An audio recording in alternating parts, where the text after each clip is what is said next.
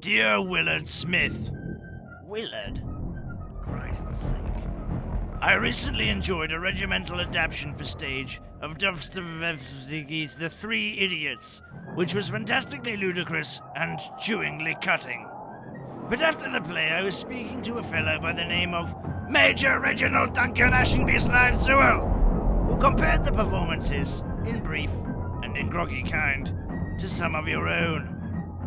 I suddenly remembered the series of plays you were in some 20 or more years ago, and although I am in no way responsible for you or your shenanigans, my stomach shriveled to the size of a Persian walnut with embarrassment.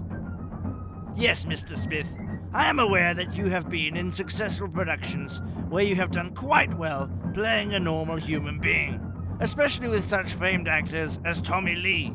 But I remember most, and most pointedly, your jappery with Geoffery and Carlton, where you were quite the ass.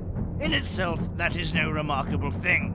But on recalling your clown-like bufoolery, wearing peaked caps on the side of your head and short trousers inside out, and generally being a jelly-mouthed ingrate, I wanted to ask you how you succeeded in continuing a performatative career. Whether fresh or stale, you were and never have been a prince. And although I would suggest that a few years of good hard campaigning might make any boy into a man, I cannot possibly submit that advice to you. You would only subvert the rank and file in the most unimaginative, pejorative, and demoralizing way.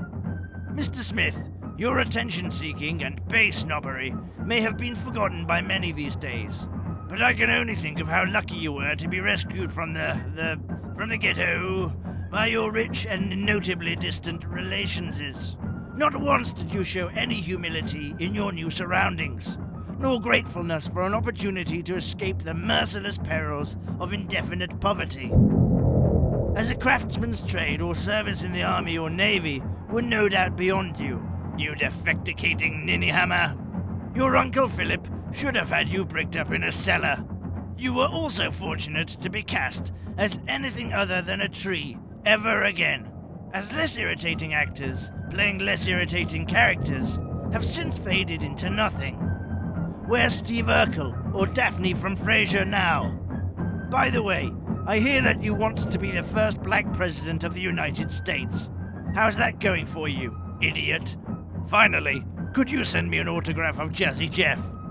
Yours, making trouble in your immediate vicinity, Lieutenant Colonel Anonymous Bilgewater.